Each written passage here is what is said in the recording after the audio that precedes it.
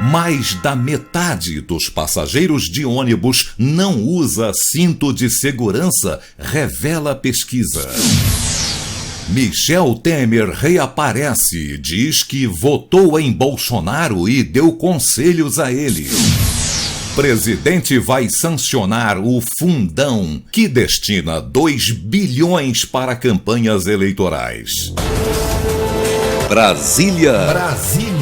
Chamando.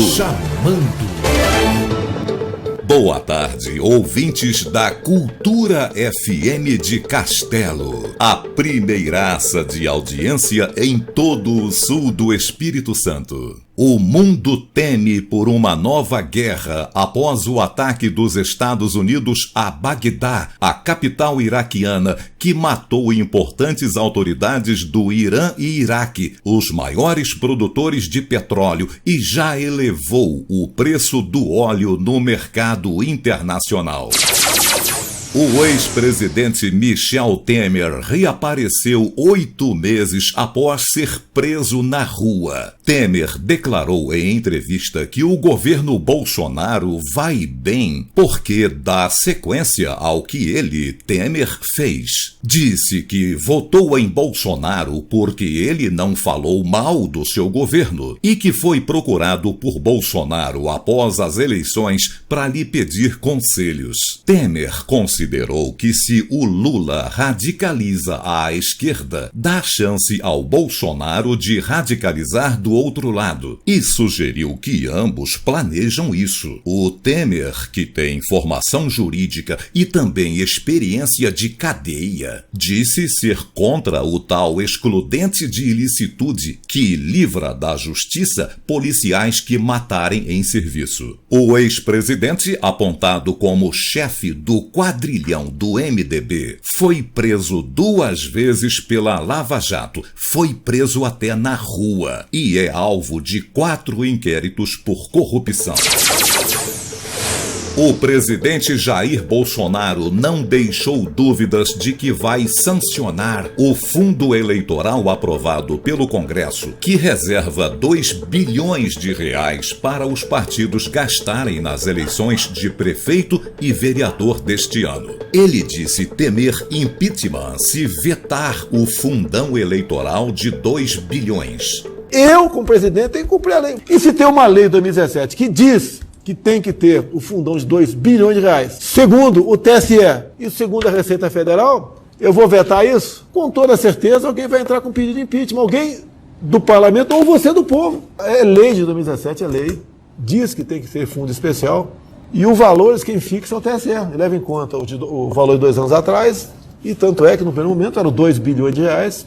Queriam passar para 2,8, quase que dobrar, 90% a mais. E parabéns ao parlamento aí que resolveu não deixar o 3,8, eu poderia vetar. Acho que daí sim, tendo em vista o excesso, eu poderia vetar, é o excesso. Mas o parlamento poderia derrubar o veto, poderia, e a despesa ficaria em vez de 3,8 bilhões. Mas não vou entrar no mérito. Então, se alguém tiver argumento diferente, é seguir a lei. E eu tenho que dar exemplo tocante a isso, mesmo quando sabe que a lei não nos agrade.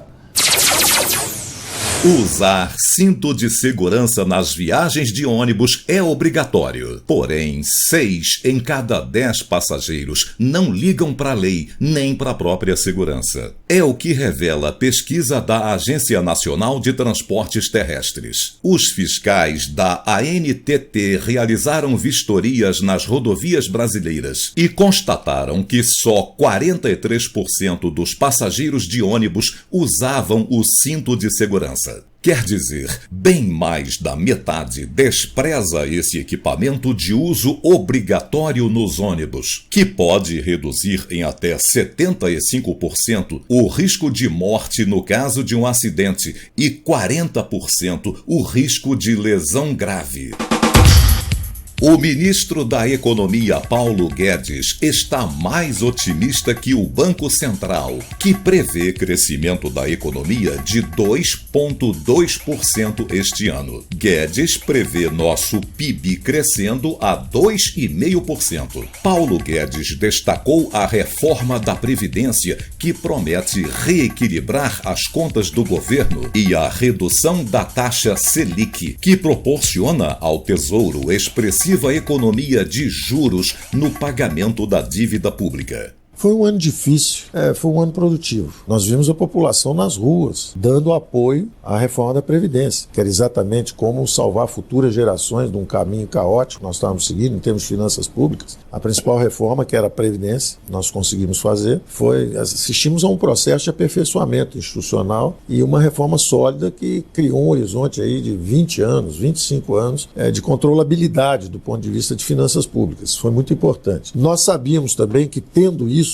quer dizer, derrubando essa primeira torre do descontrole de gastos, nós derrubaríamos a segunda torre também, que são justamente os gastos com juros da dívida, né? Os cálculos hoje do Banco Central, 106 bilhões a menos de pagamento de juros, despesas de juros da dívida. Isso mudou. Fizemos a reforma da Previdência, os juros caíram, o endividamento em bola de neve foi estancado, a economia deve crescer 2,5% e a dívida nós desaceleramos brutalmente. O Brasil vai começar a crescer bastante. Conversando entre nós, conservadoramente, desde o início do governo, nós dizíamos o seguinte: primeiro ano 1%, segundo ano 2%, terceiro ano 3%, quarto ano 4%. Essa é a nossa conta conservadora.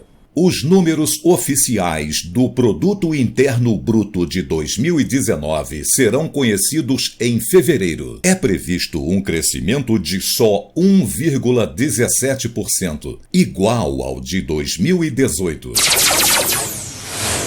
O ano que passou foi considerado maravilhoso pelo vice-presidente, o general Hamilton Mourão. E por que eu falo maravilhoso? Porque o governo do presidente Bolsonaro, ao longo desse período, buscou de forma paciente, de forma determinada e de forma a que todos tivessem a compreensão das necessidades para o progresso do nosso país, colocar na mesa as reformas necessárias para que rompamos a armadilha da renda média em que vivemos e que haja mais prosperidade e menos desigualdade no nosso país. Temos a certeza de que novos progressos serão realizados. A balança comercial brasileira registrou resultado positivo ano passado, um superávit de 46 bilhões de dólares em 2019. É superávit quando as exportações superam as importações. Se acontece o contrário, é déficit. Entre nossos principais produtos exportados, a soja, petróleo bruto, minério de ferro, celulose, milho, carne bovina, frango, café e açúcar.